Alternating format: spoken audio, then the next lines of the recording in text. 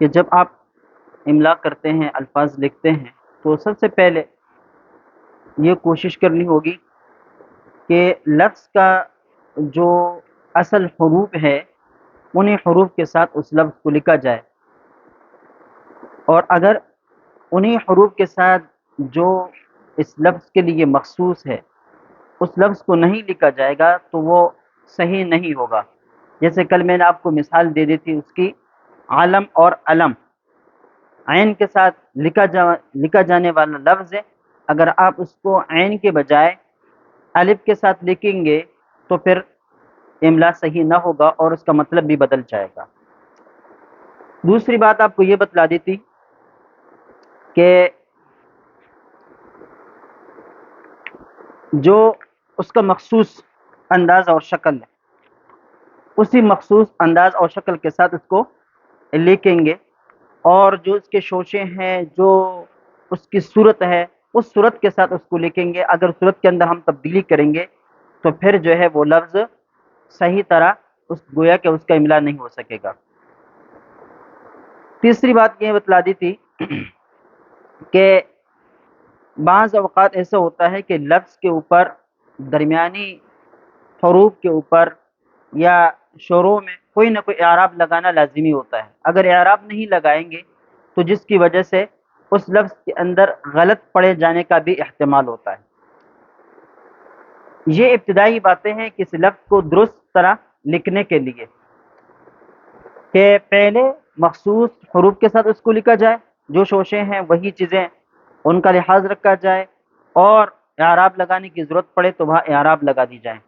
اگر مثال کے طور پر کبھی کبھی تشدید لگانے کی ضرورت ہوتی ہے تو وہاں پر شد لگا دیے جائے، اور جہاں پر اس کی ضرورت نہ ہو تو لگانے کی ضرورت بھی نہیں ہے۔ ویسے جس لفظ کا جو تقاضا ہوتا ہے اس تقاضے کے مطابق اس کو لکھنا چاہیے۔ اب کہ ایک لفظ کے مخصوص الفاظ کیا ہے، آپ نے اس کے اس طرف کے اندر پڑھا ہے کہ بھائی پہلے آپ اس لفظ کے حروف اصلیہ کو تلاش کرو کہ حروف اصلیہ کیا ہے، جو حروف اصلیہ ہے انہیں حروف کے ساتھ اس لفظ کو لکھا جائے۔ دوسری چیز آتی ہے شوش و شکل و صورت بنانے سے متعلق۔ اب اس بارے میں یہ بات جان لیجئے کہ یہ الف ہے۔ الف عربی زبان میں الف کی انفرادی کوئی حیثیت نہیں، اس لیے کہ یہ انفرادی طور پر کہیں بھی عربی کے اندر استعمال نہیں ہوتا۔ اس کے اوپر جب زبر اور زیر یا پیش کی کوئی حرکت لگ جاتی ہے تو پھر عربی میں یہ الف نہیں رہتا بلکہ یہ پھر حمزہ بن جاتا ہے، اور یہی وجہ ہے کہ پھر اس کے اوپر حمزہ کا نشان بھی لگا دیا جاتا ہے یوں۔ اگر یہ مفتوح ہو تو اوپر حمزہ بنا دیا جاتا ہے، اور اگر مکسور ہو تو پھر نیچے حمزہ بنا دیا جاتا ہے۔ لیکن اردو زبان میں الف باقاعدہ ایک حرف ہے، اس کی ایک حیثیت ہے، اور یہ پھر ساکن بھی ہوتا ہے اور اس کے اوپر حرکت بھی آ جاتی ہے۔ مثال کے طور پر دیکھیں لفظ اس کے اندر یہ الف ہے اور متحرک ہے، ٹھیک ہے، لیکن یہاں دیکھیں گائے، یہ یہاں پر بھی الف لگا ہوا ہے، الف ہے لیکن یہ یہاں پر ساکن ہے، اور یہ باقاعدہ اردو حروف تہجی کا ایک حصہ ہے، ٹھیک ہے۔ اب اس کے لکھنے کا انداز کیا ہے؟ الف ہمیشہ کے لیے ایک ہی طرح لکھا جاتا ہے، اس کے اندر کوئی تبدیلی نہیں ہوتی۔ البتہ یہ کبھی بھی ما بعد کے ساتھ مل کر نہیں آتا، ما قبل کے ساتھ مل کر آتا ہے۔ ما بعد کے ساتھ دیکھیں یہ سین ہے نا، یہ سین اس کے بعد ہے، لہذا یہ الف اس کے ساتھ کبھی بھی متصل نہیں لکھا جا سکتا۔ آپ اس الف کو سین کے ساتھ لگا نہیں سکتے، لگائیں گے تو مانا کچھ اور لفظ بن جائے گا، یہ الف الف پر نہیں رہے گا۔ مثال کے طور پر ہم اس الف کو ملاتے ہیں سین کے ساتھ، یہ الف ہے، اس کو سین کے ساتھ ملا دیا تو اب یہ اس نہیں رہا بلکہ یہ کیا ہے، لس بن گیا یا لس بن گیا، وہ بن گیا، اس نہیں رہا، سمجھ گئے؟ یہ نہیں، یہ الف نہیں رہا ابھی۔ البتہ یہ ما قبل کے ساتھ مل سکتا ہے، اور عموماً یہ ملا ہوا ہی ہوتا ہے ما قبل کے ساتھ۔ مثال کے طور پر یہ کاف ہے، اس کے ساتھ ہم الف کو ملاتے ہیں تو یہ کا بن جاتا ہے، دیکھیں ٹھیک ہے۔ یہ با ہے، اس کے ساتھ الف کو ملاتے ہیں تو اس کے ساتھ یعنی ما قبل کے ساتھ یہ مل کر لکھا جا سکتا ہے، لیکن ما بعد کے ساتھ یہ مل کر نہیں لکھا جا سکتا. یہ اس کے اصول ہے اور ہمیشہ اس کے لکھنے کا یہی طریقہ ہے. حروف تہجی کا دوسرا لفظ جو ہے وہ با ہے. با کی مختلف شکلیں ہیں لکھنے کے اعتبار سے.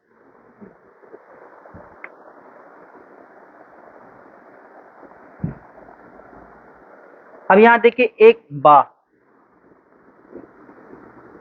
یہ اس با کی اپنی اصل شکل ہے، ٹھیک ہے. لیکن جب ہم اس کو دوسرے الفاظ کے ساتھ ملاتے ہیں، دوسرے حروف کے ساتھ ملاتے ہیں، تو پھر اس کے لکھنے کے مختلف طریقے اور انداز ہو جاتے ہیں. مثال کے طور پر پہلی صورت اس کی یہ ہے کہ اس کو اپنی حالت پر جیسے ہے ویسے ہی لکھی جائے، جیسے ہے ویسے لکھی جائے، جیسی ہے ویسے لکھی جائے. یہ کب ہوتا ہے؟ جب یہ کسی لفظ کے بالکل آخر میں آ جائے. جب کسی لفظ کے بالکل آخر میں ہو تو پھر با کو اپنی اسی شکل کے اندر لکھیں گے. جیسے کہ دیکھیں نقاب، حجاب،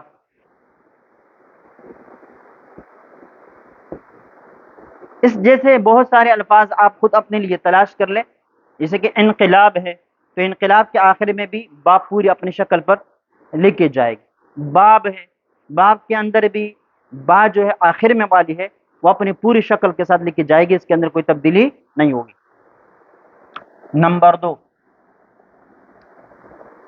الف کی شکل میں، لیکن الف کا ابتدائی حصہ پورا الف نہیں، یہ اتنا سا الف کی شکل میں بھی با لکھی جاتی ہے. لیکن یہ تب، اچھا یہ لکھ لیتے الف کی شکل میں، یہ تب ہوتا ہے جب یہ با جو ہے سین، شین، صاد، ضاد، طا، ظا، عین، غین، فا، قاف، واو اور یا سے پہلے با آ جائے تو پھر یہ الف کی شکل میں لکھی جاتی ہے. لیکن اس کے لیے ایک شرط ہے، وہ شرط یہ ہے کہ اس با سے پہلے کوئی دوسرا حرف پھر نہ ہو. اس با سے پہلے ملا ہوا متصل کوئی دوسرا حرف نہ ہو تو پھر یہ با جو ہے یہ الف کی شکل میں لکھی جائے گی. دیکھیں سین کے ساتھ ملا کر لکھتے ہیں،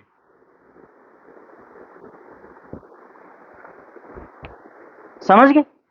صاد کے ساتھ ملا کر لکھتے ہیں، سمجھ گئے؟ لہذا اب اس کے لکھنے کا یہی طریقہ ہے کہ آپ جب الفاظ کے اندر حسن پیدا کرتے ہیں، لکھائی کے اندر حسن پیدا کرتے ہیں، تو اس کا جو لکھنے کا طریقہ ہے اس طریقہ کو اختیار کیا جائے. اس طرح اور بھی آپ دیگر الفاظ کے ساتھ ملاتے ہوئے اس کو دیکھتے جائیں. اب بت ہو گیا، ٹھیک ہے، بتش ہو گیا، ٹھیک ہے. ان سب کے ساتھ اب یہ با جو ہے الف کی شکل میں لکھی گئی، لیکن پوری الف نہیں، الف کا تھوڑا سا حصہ، اوپر والا حصہ. تیسری صورت، یہ الف ہی کی شکل ہے لیکن الف تھوڑا سا مڑا ہوا، ترچا، ٹیڑھا سا تھوڑا سا،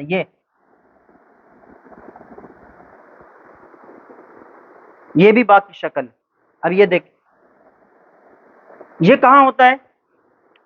جب اس سے پہلے جیم نہیں، اس کے بعد جیم، ہا، خا یا میم آتا ہے تو پھر ایسی صورت میں با کو ترچے الف کی شکل میں لکھا جاتا ہے. مثال کے طور پر دیکھیں آپ،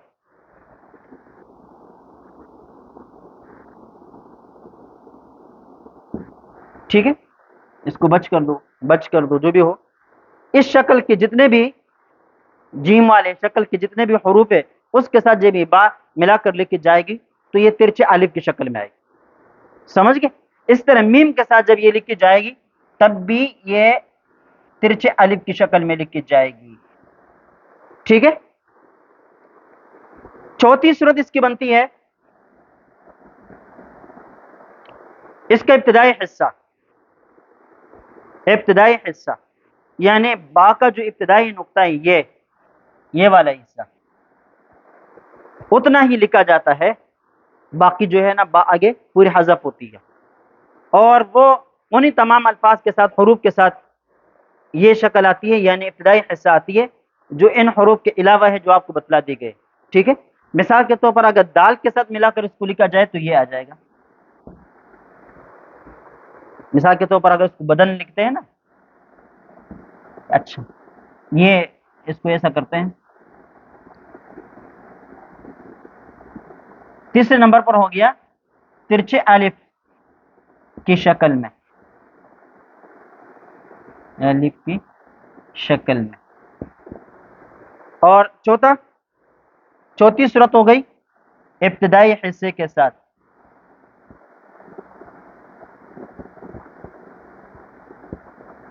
ابتدائی حصے کے ساتھ، ٹھیک ہے. اور ابتدائی حصے کے ساتھ باقی ماندہ جتنے بھی حروف ہیں ان کے ساتھ آتی ہے. مثال کے طور پر اگر آپ نے بدن لکھنا ہے تو یہ، اور بر لکھنا ہے یہ. اس طرح اور لفظ آپ بتائیں اپنے لیے، مشق کریں، دیکھیں جو جو الفاظ ہے سین شین صاد طا غا عین غین فا قاف کاف اور واو اور یا کے علاوہ، کاف نہیں قاف، واو اور یا کے علاوہ جو حروف ہے، اور اس طرح جیم چھ اور میم کے علاوہ باقی جو حروف بچتے ہیں ان کے ساتھ جب با لکھی جائے گی تو اس کے ابتدائی حصہ لکھا جائے گا، پوری بات با نہیں لکھی جائے گی، پوری شکل نہیں بنائی جائے گی. سمجھ گئے اس کے؟ اچھا یہ با کے حوالے سے تفصیل آ گئی. لیکن با کی شکل میں صرف ایک لفظ نہیں ہے، ایک حرف نہیں ہے، اور بھی حروف ہے. مثال کے طور پر یہ پی بھی ہے، تی بھی ہے، سی بھی ہے، ٹی بھی ہے، یہ سارے ہیں. یہ سارے کے سارے اسی اصول کے مطابق لکھے جائیں گے. ان سب کے لکھنے کا اصول اور طریقہ یہی ہوگا. سمجھ گئے؟ لہذا جہاں پر بھی آپ نے ان الفاظ کی شکلیں بنانی ہے تو اسی اصول کے مطابق یہ شکلیں بنا دی جائیں گی تو آپ کا خط اچھا رہے گا. لیکن اگر ان شکلوں کے اندر آپ تبدیلی کریں گے تو پھر جو ہے آپ کا خط بگڑ جائے گا، اس کے اندر خوبصورتی باقی نہیں رہے گی. سمجھ گئے؟ اچھا ایک بات اور سمجھے، یہ جو اصول ہے نا یہ خط نستعلیق کے ہیں. یہ جو ہم عام طور پر اردو کا خط لکھتے ہیں اس کو خط نستعلیق کہتے ہیں، یہ اسے خط نستعلیق کے طریقے ہیں. ٹھیک ہے.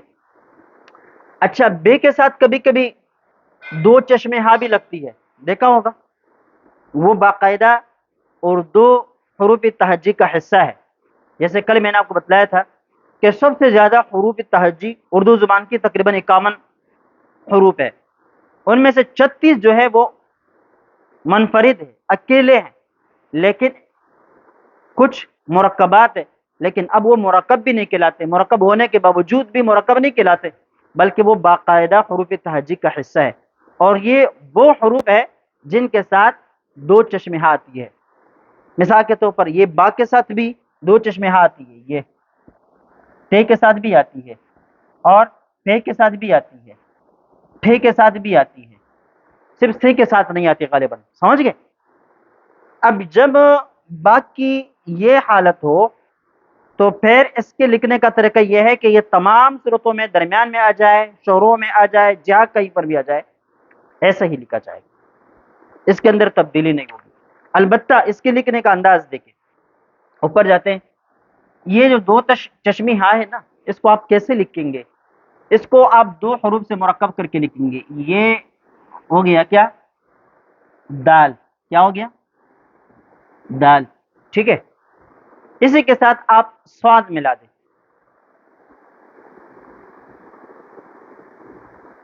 سواد کا ابتدائی جو حصہ ہوتا ہے دونوں مل گئے تو اس سے کیا بن گیا؟ دو چشمی ہاں. اب مثال کے طور پر ہم بے لکھتے ہیں، با کا ابتدائی شکل ہم نے لکھ دیا، اس کے ساتھ ہم نے ترچھا دال بنا دیا. یہ کیا ہو رہا ہے؟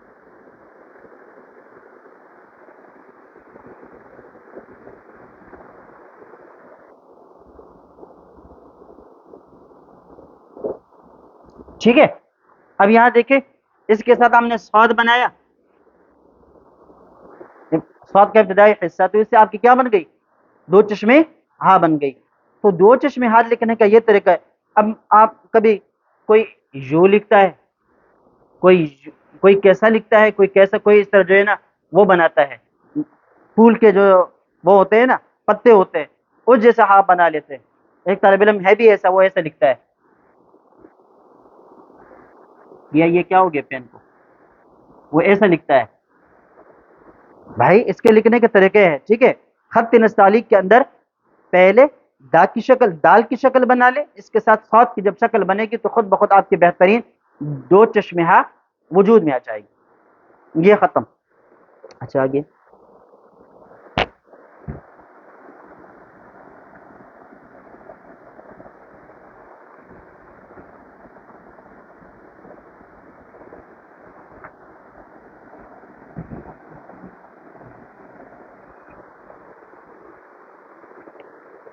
آگے لفظ آتا ہے جیم یا ہاں، یہ کیا ہو گیا ہے؟ اس کے لکھنے کا طریقے صرف دو ہیں، آسان ہے یہ۔ اگر یہ کسی لفظ کے آخر میں ہو تو یہ پورے شکل کے ساتھ لکھی جائے گی۔ مثال کے طور پر آج، کاج، لاج اپنے اصلی شکل میں لکھی جاتی ہیں، اور اگر یہ کسی دوسرے حرف کے ساتھ مل کر آ جائے، اور مثال کے طور پر یہ پہلے ہو اور اس کے بعد کوئی حرف ہو، یہ پہلے ہو اور اس کے بعد کوئی حرف ہو، تو پھر اس صورت میں اس کا جو ابتدائی حصہ ہے نا، یہ اس کو چہرہ کہتے ہیں، یہ جو چہرہ ہے اس چہرے کے ساتھ لکھا جائے گا۔ مثال کے طور پر حجاب کے اندر جناب کے اندر آپ نے دیکھا جناب، اب یہ دیکھیں یہ جیم کا جو ابتدائی چہرہ ہے، ابتدائی حصہ ہے، اس کے ساتھ آ جائے گا۔ جنوب ہے، جناب ہے اور حجاب ہے، ان سب میں آپ نے دیکھا یہ جو حجاب لکھیں گے تو یہ لکھیں گے، تو اس کا جو ہے نا ابتدائی حصہ ہے وہی آ جائے گا۔ البتہ ایک بات اور بھی ذہن نشین کر لے کہ گویا کہ ہر حرف کے دو حصے ہوتے ہیں، ایک اس کا ابتدائی حصہ وہ چہرہ کہلاتا ہے، جیسے کہ جیم کا چہرہ یہ ہے، یہاں تک اس کا چہرہ ہے، اور نیچے جو ہے نا اس کا پیٹ ہے، ٹھیک ہے۔ اس طرح با کو آپ لے لے، با اس کے یہ جو حصہ ہے نا یہ اس کا گویا کہ چہرہ ہے، ٹھیک ہے، اور اس کے بعد جو ہے نا اس کا پیٹ ہے۔ تو جب یہ بولا جاتا ہے کہ جب یہ حرف کسی اور حرف کے ساتھ مل جائے تو پھر ایسی صورت میں صرف اس کا چہرہ لکھا جاتا ہے، تو اس کا مطلب یہ ہوگا کہ ابتدائی حصہ اس کا لکھا جائے گا، ابتدائی حصہ اس کا لکھا جائے گا۔ البتہ ایک بات بیچ میں رہ گئی، وہ یہ ہے کہ الف کے حوالے سے میں نے آپ کو بتلا دیا کہ اس کی کوئی حیثیت نہیں، لیکن کبھی کبھی الف الف کے ساتھ مل جاتا ہے لیکن ساتھ لکھے ہوئے نہیں ہوتے۔ دیکھیں یہ دو الف ہو گئے نا، ایک چیز کا نام ہے عام، اصول کے مطابق کیا ہونا چاہیے یہ، ٹھیک ہے، لیکن اس کو یہ لکھا نہیں جاتا، یہ ایک الف جو ہے نا اس کو اوپر بنا دیا جاتا ہے، اور اوپر بنانے کی شکل بدل دی جاتی ہے، پھر اس کو مد کہا جاتا ہے۔ جیسے کہ یہ اصل میں یہ الف جو ہے نا جو اوپر مد ہے یہ دوسرا الف ہے، لیکن دوسرے الف ہونے کے باوجود اس کو ساتھ نہیں لکھا جاتا کیونکہ پھر شکل بدل جاتی ہے، مطلب خوبصورتی باقی نہیں رہتی، تو اب اس کو اوپر لکھ دیا اور تھوڑی سی شکل بدل کر کے اس کا الگ نام رکھ دیا، پھر اس کو مد کہتے ہیں۔ کیا کہتے ہیں؟ مد کہتے ہیں، ٹھیک ہے۔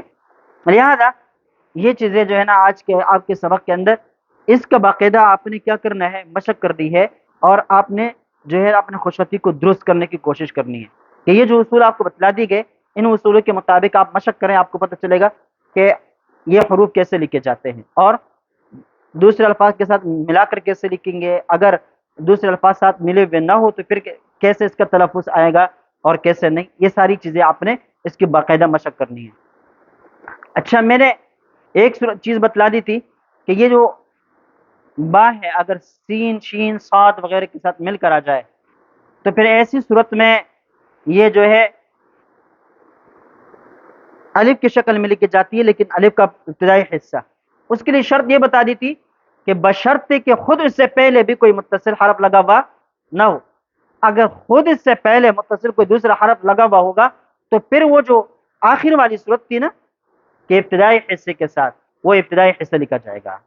آگے بات سمجھ میں. مثال کے طور پر دیکھیں یہ اصول کے مطابق